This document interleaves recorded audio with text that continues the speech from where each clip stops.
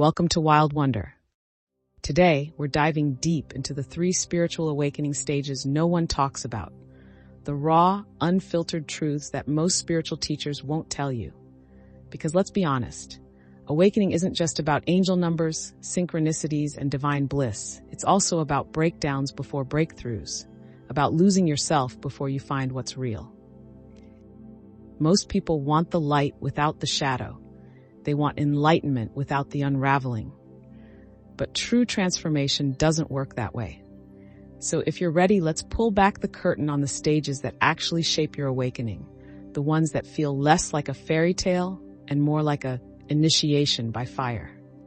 Stage 1, the unraveling, when your world falls apart. This is where it all begins, not with a whisper, but with a quake. Suddenly, the life you built feels foreign. The job you thought defined you? Empty. The relationships you clung to, strained or dissolving. Even your beliefs about love, success, even who you are, start to crack. Why does no one talk about this? Because we live in a world that worships certainty. We're taught to fear chaos, to patch ourselves up quickly and keep going. But the unraveling isn't a mistake. It's a necessary demolition. The ego's walls have to crumble for your soul to breathe. You might feel lost, disoriented, even grieving for a life that no longer fits. That's normal. This stage isn't about fixing, it's about surrender. Stage 2, the void, where everything feels meaningless.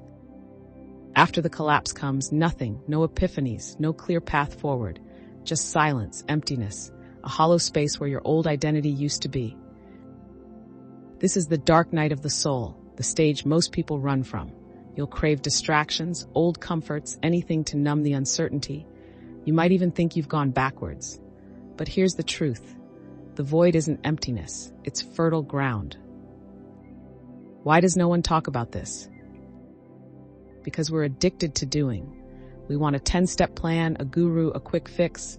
But the void doesn't respond to force, it responds to surrender. This is where you learn faith isn't about knowing the way, it's about trusting the not knowing. Stage 3, the rebirth, when you stop performing spirituality.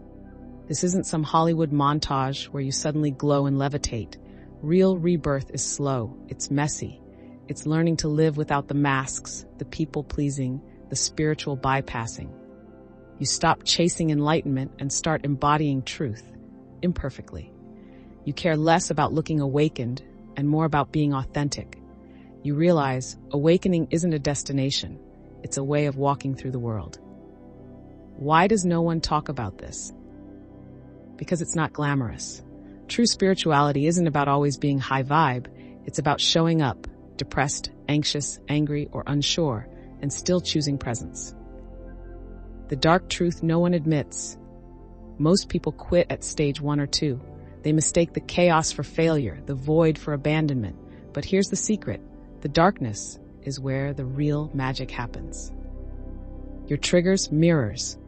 Your pain, a teacher. Your breakdown, a breaking open. So if you're in the thick of it, lost, exhausted, questioning everything, know this.